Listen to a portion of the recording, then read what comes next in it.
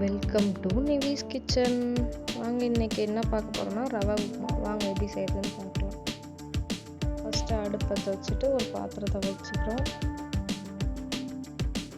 நல்லா ஹீட் ஆகட்டும். 1/4 கிலோ ரவை நம்ம எடுத்துருக்கோம்.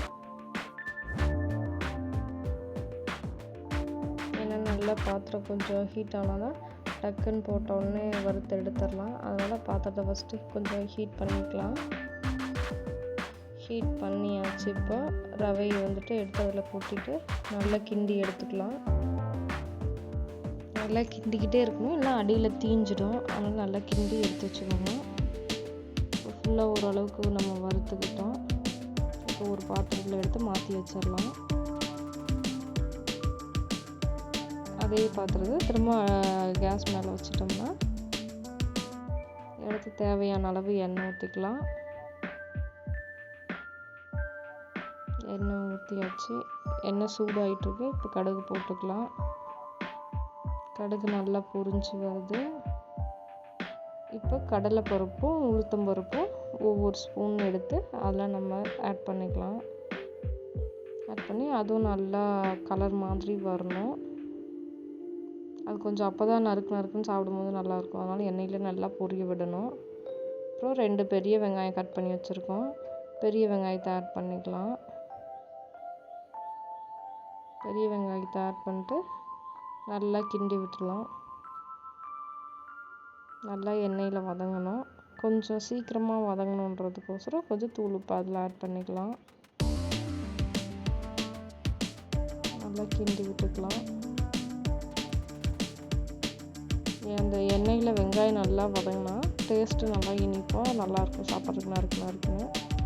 அடுத்து பச்சை மிளகாய் நறுக்கி வச்சுருக்கனால அந்த பச்சை மிளகாய் அதில் எடுத்து போட்டுக்கலாம். பச்சை மிளகாயும் போட்டு நல்லா கிண்டிக்கலாம்.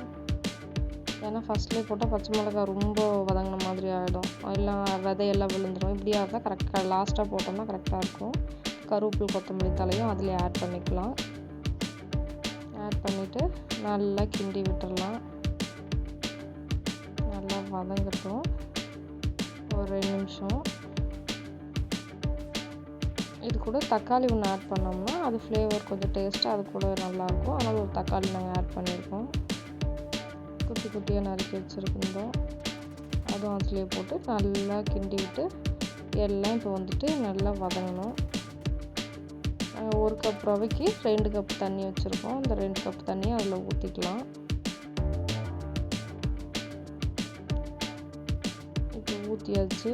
இப்போ உப்புமாவுக்கு தேவையான சால்ட்டு நம்ம அதில் போட்டுக்கலாம். 1 ஸ்பூன் அளவுக்கு நல்லா கிண்டி விட்டுக்கலாம். கிண்டி விட்டுட்டு உப்பு சரியாக இருக்கான்னு நம்ம பார்த்துக்கணும் இப்போவே. ஏன்னா அதுக்கப்புறம் உப்பு போட்டோம்னா கட்டி கட்டியாக அப்படியே நின்றுடும். இப்போ அந்த தண்ணியிலே போட்டு கரைஞ்சிடணும்.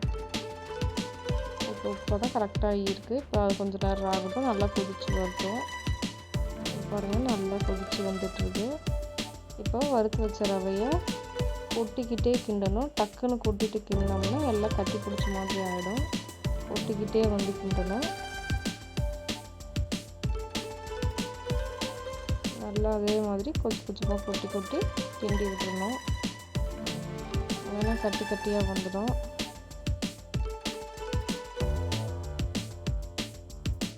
நல்லா வெந்து வந்துட்டுருக்கு. அரை வேக்காடு பழத்துக்கு வந்துடுச்சு.